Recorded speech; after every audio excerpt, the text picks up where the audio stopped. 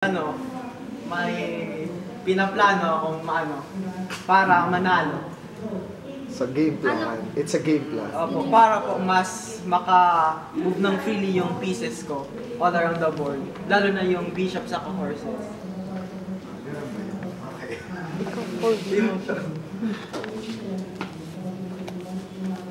Question? Anong opening ginamit niyo dalawa pareho? Sa kanya, E4, sa akin, E4. May specific name ba yung opening na yun? Or kung may gambit kayo? Ay, wala. Wait. Sa kanya, E4, sa akin, E5.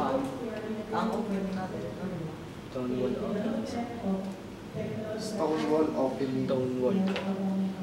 T-O-N. Stonewall opening. Sige, ano lang sa akin, Sicilian defense. Question for Matt. Ano yung tone? Stonewall. T-O-N-E. W-A. So yung time ay 9 minutes and 19 seconds yung tinagal ng laro.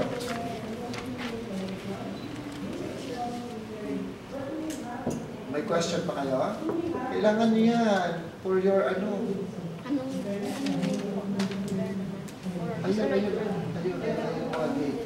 Hoy, huwag kayong magtatanong sa athlete ng gano'n na ano pong event namin, dapat yung how did you prepare, dapat gano'n ang mga tanong.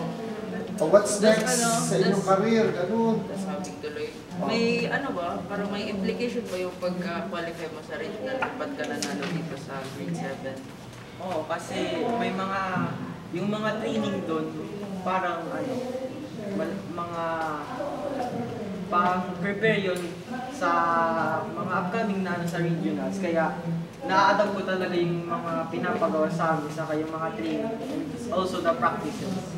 Kaya mas yung weeks ko sa larong chess.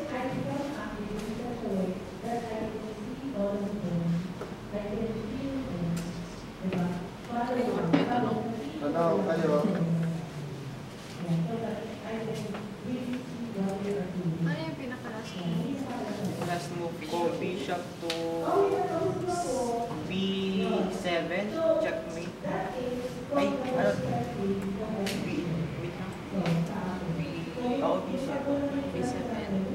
B7 checkmate. Hoy, sa totoong buhay, don't ask questions like that. Yung gano'n. Dapat makita mo. Oo, ito dapat napanood mo siya.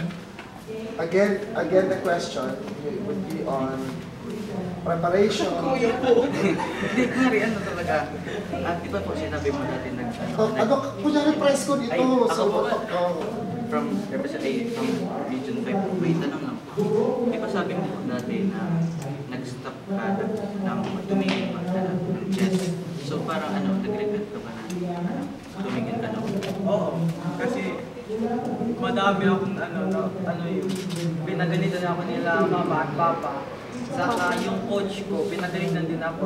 Kasi pinabayaan ko yung chess kasi lumipat ako ng badminton. Tapos doon sa badminton, parang hindi naman ako naging kasi parang yung ko sa physical aspects, hindi kaya nang sa pagbabadminton.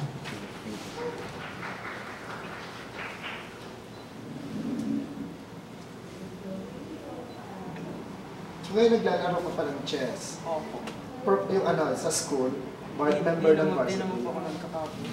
Pero may mga tournament din sila sa liga. Opo. Okay. So anong susunod na tournament ang pinag-aandaan mo? Sa may karatito po. Sa may po kasi akong parang kay Tito po, pero racket po ba? Mga nag-ano po siyang sa chess.